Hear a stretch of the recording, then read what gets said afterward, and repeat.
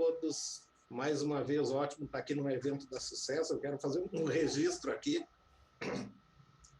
Os eventos da Sucesso são diferenciados pelo público que participa, né? Às 5 horas da tarde, nós tínhamos 118 participantes e a essa hora da noite nós temos 111 participantes. Então, realmente é fantástico o poder de agregação que a Sucesso tem aí na nossa comunidade, né? Parabéns a todos, parabenizo o Nilson aí, estendendo aí a toda a diretoria, todos os participantes aí da entidade. Gente, o meu desafio hoje com vocês aqui é falar de Data e Analytics sem falar de tecnologia, tá? Então, eu vou compartilhar minha tela aqui com vocês. Luiz, se puder só me confirmar de que a tela está aparecendo. Só bota no modo apresentação, ela tá ok, perfeito. Ok, né? Então, gente, o meu desafio, como eu disse, é falar de Data e Analytics sem a gente falar de tecnologia. Todo mundo já sabe hoje que a tecnologia não é mais um empecilho para que a gente construa boas soluções de Data e Analytics, né? Todo mundo já viu apresentações minha, dos meus colegas, dos meus concorrentes, como é fácil hoje a gente construir visualizações, pipeline de dados, e até mesmo ciência de dados hoje sem um profundo conhecimento técnico, né? Com conhecimento de negócio, é claro. Mas o que eu tenho ouvido com a atenção dos meus clientes ao longo de todos esses anos aí nessa indústria vital é que, por mais que a gente tenha velocidade cada vez maior de entrega, a tecnologia não é mais um limite, os backlogs continuam aumentando, a necessidade de velocidade parece que é cada vez maior, e uma sensação de que muitas vezes aquilo que a gente entrega não está transformando o negócio da forma como nós gostaríamos, né?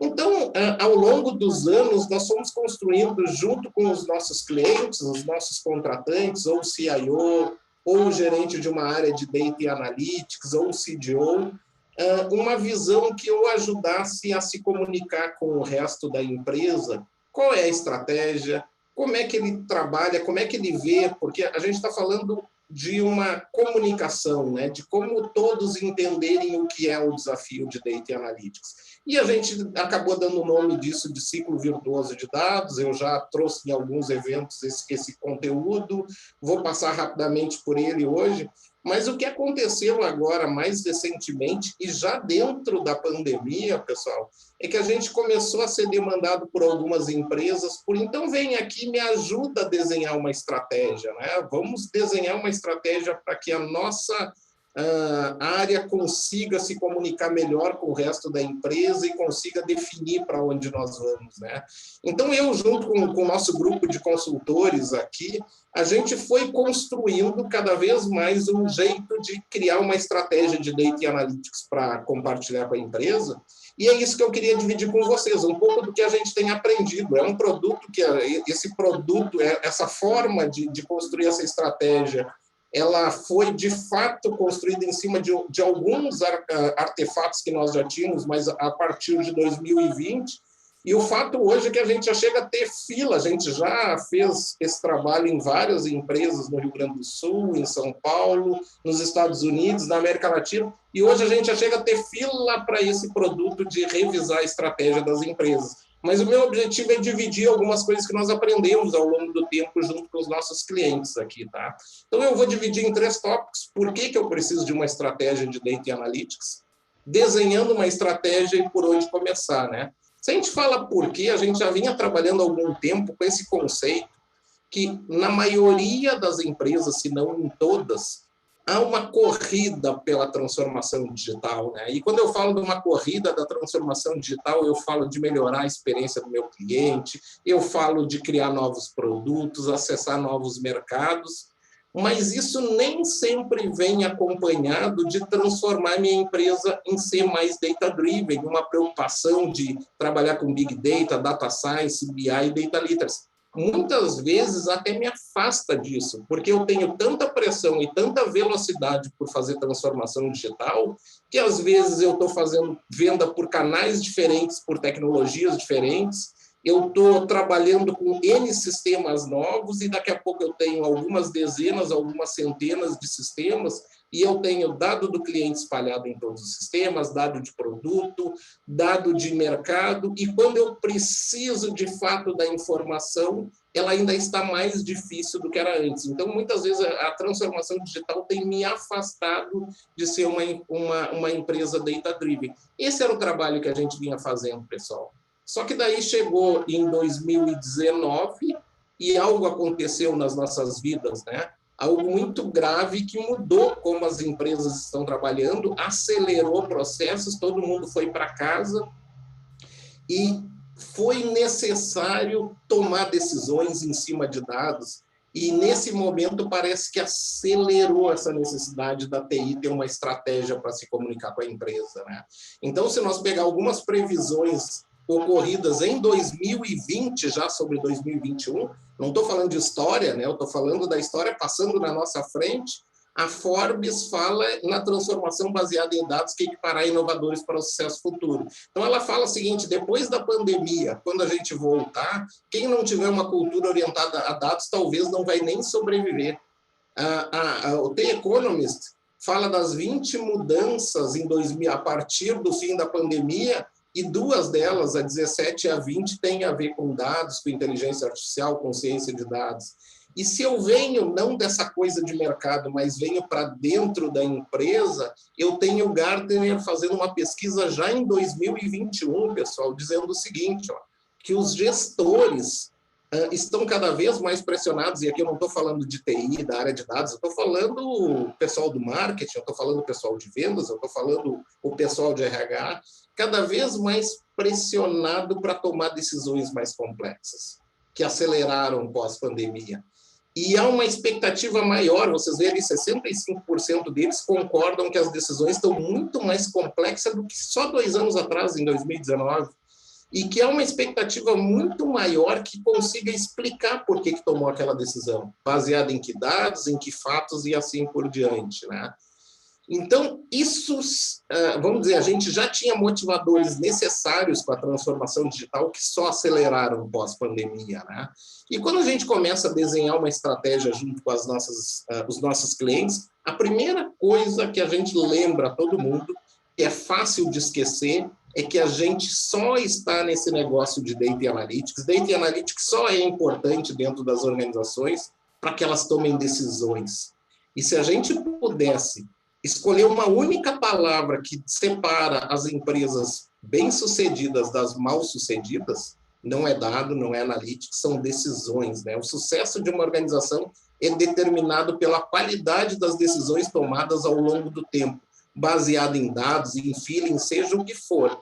Mas o sucesso das empresas é definido pelas escolhas que elas tomaram, pelas decisões, desde as estratégicas até as operacionais, que são volumosas, mas são importantes. Então, se decisões é tão importante, eu diria que até na nossa vida pessoal, né, a gente é resultado das decisões que a gente tomou na vida, é muito importante a gente buscar esse autor aqui que criou essa coisa fantástica, que eu acho linda, que diz o seguinte, ó, as empresas tomam decisões que geram ações nas suas equipes, nos concorrentes, na imprensa. Essas ações deixam rastros de informação. Se no próximo ciclo decisório eu conseguir tomar conta dessas informações que cada vez mais são dados, eu vou ter melhores decisões e esse ciclo vai andar continuamente. Então, isso aqui está acontecendo o dia todo, gente, na empresa de vocês, na sociedade e assim por diante. Então, esse ciclo que precisa acontecer no marketing, no RH, no vendas e assim por diante, ele segue esse caminho aqui. Hoje as informações, elas na verdade residem em dados dentro dos computadores, e a gente pode dizer que é o seguinte, se eu conseguir transformar o dado em informação, em conhecimento, em sabedoria, eu consigo de fato ter sucesso. Vamos falar rapidinho aqui, eu vou repetir, já falei isso, mas vamos repetir, se eu sou um piloto de avião e vejo um número só 10 mil, aquilo é um dado bruto, não serve para nada. Se aquele dado foi classificado por alguém como esse reloginho mostra a altura, então aquele 10 mil agora passou a ser uma informação. Eu sei que eu estou a 10 mil metros acima do mar. E se eu sei, se eu consigo cruzar essa informação com outras informações, de fato eu gero conhecimento. Se eu olho para o lado e vejo um mapa que diz que eu estou numa região montanhosa de 12 mil metros, eu sei que eu tenho que fazer alguma coisa. Mas se eu não transformar isso aqui em sabedoria, que é a tomada de decisão a partir do dado que virou informação em conhecimento, eu vou morrer grudado com todo esse conhecimento à minha disposição, eu vou morrer grudado numa montanha, gente. Então, se dentro das nossas empresas nós temos dados, temos informação, mas não estamos transformando em conhecimento e sabedoria, as nossas empresas vão morrer grudadas numa montanha. Esse é o grande recado de usar Data Analytics, né? Como é que eu transformo isso aqui em insights acionáveis que me permitam, de fato, tomar decisões no negócio? Então, vamos lá, gente. Dentro de uma empresa, eu tenho o líder de negócio precisando tomar decisão todo dia, a todo minuto, a todo instante. E eu tenho os sistemas que estão aqui do outro lado. Para esse líder do negócio chegar nesses dados aqui, gente, é um labirinto. Ele não sabe como chegar nesses dados. Então, o que ele precisa? De uma área de BI, de uma área de dados, de uma área de TI que ajude ele a chegar nesses dados. Geralmente, essa área aqui entrega para ele relatórios, dashboards, análises avançadas, data lake, data warehouse, para que ele consiga, de fato, tomar as decisões. Então, nós, enquanto responsáveis pela TI, nós temos um desafio, na verdade. Lembra daquela pirâmide? O grande dificuldade de transformar o dado em sabedoria é porque, diferente daquele piloto ali que ele tinha tudo na cabeça dele, ou tudo à disposição dele, ele era uma pessoa, quando a gente chega nas empresas, eu tenho uma área, eu tenho a divisão do trabalho, eu tenho uma área de analistas, de engenheiros de dados e arquitetos de dados, transformando o dado em informação. Depois eu tenho uma área de profissionais de analytics, transformando isso aqui em dashboards, em relatórios, em algoritmos. Para quê? Para que as decisões sejam tomadas de forma automatizada ou por uma pessoa. Quando eu divido um trabalho entre várias pessoas, é muito mais complexo. E é aí que está a complexidade das empresas, que elas precisam se dar conta que, na verdade, é dessa divisão do trabalho que nasce a dor. E o que a gente vem trabalhando ao longo dos anos com os nossos clientes é: entenda que eu tenho pessoas tomando decisão, está fora da TI, e que dentro da TI eu preciso trabalhar com Data Analytics, criando isso que a gente chama de ciclo virtuoso de dados, que nada mais é do que a capacidade da TI de gerar reportes, relatórios, algoritmos com muita velocidade para que o pessoal tome decisão no negócio. Não adianta mais eu ter um projeto de BI, um projeto de algoritmo bem-sucedido. Eu tenho que toda semana estar trabalhando em entregas desse tipo. Então, eu preciso de um ciclo, eu preciso, enquanto gestor de TI ou de dados, ter um ciclo que joga produtos o tempo todo lá para fora. Enquanto gestor, o que eu preciso ter estratégia? Eu preciso ter estratégia para criar uma área de Data Analytics, que eu posso chamar de Center of Excellence de Data Analytics, eu posso chamar de BICC, que é um BI Competence Center, eu posso chamar de Advanced Center of Excellence, Analytics Center of Excellence, e assim por diante. Então, eu preciso organizar o meu time aqui dentro para atender o usuário lá fora, mas eu não posso deixar de sair da minha sala e ir lá ajudar que esses usuários sejam alfabetizados em dados, porque senão eu vou entregar e essa decisão não vai ser tomada se eu deixar isso para alguém resolver. Então, eu tenho que estar com um olho aqui dentro e outro olho lá fora, e eu não posso deixar de cuidar disso. Então, deixa eu falar aqui dentro. Como é que a gente propõe? A gente tem aqui um esboço de como é que vai ser as áreas, como é que elas vão pedir para BI, como é que elas vão pedir para cientista de dados, o que elas podem acessar de dados, mas eu não quero entrar nisso aqui porque é muito detalhado, mas a gente ajuda os nossos clientes a criarem essa figura aqui dentro da empresa para se comunicar com as demais áreas e todo mundo entender o que a gente faz. Então, primeiro eu tenho que me preocupar como é que eu trabalho aqui dentro. Para mim trabalhar aqui dentro, gente, eu não posso esquecer que eu estou dentro de um negócio. Então, a área de Data Analytics que serve para a empresa A, é diferente da área de Data Analytics que serve para a empresa B. Por quê? Porque cada uma delas tem uma estratégia de negócio. Se eu não entender a estratégia do meu negócio, eu não vou criar a área de Data Analytics que resolve. Então, se eu sou CIO de uma empresa que a minha área de Data Analytics funcionava e eu vou para outra, se eu não entender qual é o negócio daquela empresa, e quando eu falo de negócio, é sim ir no detalhe e saber a estratégia do meu negócio. Eu posso ter uma rede de varejo que ela é focada em excelência operacional, ela tem que ter o preço mais barato, então ela tem que ter excelência operacional em todos os seus processos para garantir o preço mais barato. E o concorrente, que também é uma rede de varejo, talvez ele seja mais focado em experiência no cliente. Talvez ele diga que economizar é comprar bem, por exemplo, e o foco dele talvez não seja o melhor preço, mas seja em garantir uma melhor experiência para o cliente. Só isso aqui já faz com que, mesmo eu trabalhando em duas empresas do mesmo ramo, elas tenham uma estratégia diferente. Eu tenho empresas que têm mais estratégia em inovação de produto. Se eu vou trabalhar mais no ramo financeiro, talvez o gerenciamento de risco seja o ponto alto da estratégia. E nenhuma empresa tem uma só dessas estratégias. Às vezes eu tenho áreas dentro da empresa que olham mais para uma ou para outra parte da estratégia. Mas, gente, se eu não entender qual é o foco da minha empresa, eu não vou conseguir criar a minha área de Data Analytics que foque nisso. E quando eu vou para a área de Data Analytics... Oi? 5 minutos, Portela. Tá bom, obrigado. Quando eu vou para a área de Data Analytics, eu tenho que pensar também se ela vai ser um apoio, se ela vai ser um habilitador ou se ela vai direcionar. Vou dar exemplos rápidos aqui para vocês. Se eu tenho uma fábrica de biscoito com poucas linhas que vende para poucos distribuidores e algumas grandes redes, a minha área de Data Analytics talvez só precise ser um apoio. Eu só preciso usar Data Analytics como um apoio para essa excelência operacional para alguns indicadores. Agora, se eu tenho uma rede de varejo baseada em preço baixo, com acompanhamento diário de venda por unidade e análise constante de fornecedores, talvez eu precise usar Data Analytics como algo que habilita essa minha estratégia. Já se eu sou um marketplace de produtos de consumo, com emissão de preditos automatizados, conforme a previsão de consumo, sugestão de produtos de forma automatizada e aquisição de clientes com oferta de crédito automatizado, eu direciono essa estratégia a partir de Data Analytics. Então, a primeira coisa é eu conseguir fazer essa ligação. A outra coisa é eu entender qual é o mandato, né? Essa minha área de Data Analytics vai estar embaixo de um CIO, do CDO, do CEO, e como é que eu vou dividir ela? Eu também preciso escolher os papéis que eu vou usar dentro da minha área de Data Analytics. Eu vou ter arquitetos, eu vou ter cientista de dados, eu vou ter engenheiro. Eu tenho que ajudar o meu RH, qual é o perfil dessas pessoas que eu quero. Eu não posso esperar dizer, RH, abre uma vaga de cientista de dados. Eu tenho que ir lá e ajudá-la a entender.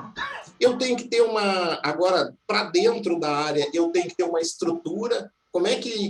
Em que áreas eu vou dividir? Eu vou ter um líder de BI, um líder de Data Science, um líder de dados, eu vou deixar esses dois juntos, eu vou ter um arquiteto, e como é que eu vou me comunicar com as áreas? Eu vou ter uma área de inovação baseada em dados. Que tecnologias, para não dizer que eu não falei de tecnologia, que tecnologias que eu vou usar? Eu tenho diversas tecnologias que eu posso casar para combinar essa minha estratégia. Se eu der um mergulho em dados, então o mundo da tecnologia fica maior ainda. O que eu vou botar numa nuvem? Como é que eu vou cuidar para não ficar com um loquinho numa nuvem, escolhendo as ferramentas certas que me permitam mudar de nuvem no futuro, se eu quiser? Gente, e até aqui eu falei para vocês de tudo coisa interna, estratégia interna, mas externa, o que eu tenho que fazer também? Eu tenho que trabalhar na habilidade de ler, trabalhar, analisar e comunicar com dados, né? E não é só a habilidade das pessoas, ajudar elas, por exemplo, a diferenciar uma correlação de uma causalidade. Eu tenho que trabalhar na cultura também, né? Eu tenho que trabalhar mentoria em pares e assim por diante para crescer essa cultura. Então, se eu não fizer isso, de novo, eu vou ter entregas que não vão ser usadas. Gente, e o que a gente sugere para começar? É isso que nós temos trabalhado aí com várias empresas no Brasil, na América Latina, nos Estados Unidos, que é ajudar a criar, ajudar a entender a maturidade atual e para onde eu vou. Então, tem alguns modelos de maturidades que a gente usa e a gente entrevista a TI, analisando como é que estão os dados, a tecnologia, o atendimento, e vai lá nas principais áreas e entrevista como é que a liderança usa dados, como é que os processos consomem e qual é a educação desses usuários. O que nos permite gerar uma maturidade atual e negociar para que maturidade a gente quer ir. E ao negociar essa maturidade, ninguém vai para a maturidade 5. É anos de crescimento em cada um dos pontos, né, pessoal? Isso faz com que a gente organize os principais pontos dentro do ciclo virtuoso de dados onde a gente deve trabalhar. Eu preciso trabalhar num time de dados estruturados, num atendimento, no self-service BI, numa política de alfabetização de dados. Mas mais do que construir um monte de texto que ninguém lê, é uma visão que eu consigo compartilhar com o resto da empresa e organizar para onde nós vamos. E criar, então, um roadmap para isso. Gente, resumindo, vocês já conhecem a IMAPS, a maioria de vocês. Aqui estão alguns dos nossos clientes aí no Brasil e fora do Brasil. E eu agradeço a atenção de todos até esse horário aí. Muito obrigado. Muito obrigado, Henrique Portela, pela excelente apresentação da IMAPS Data Group. Hoje nós também compartilhamos uma enquete especial sobre cibersegurança e nós gostaríamos que todos respondessem, ainda dá tempo, respondessem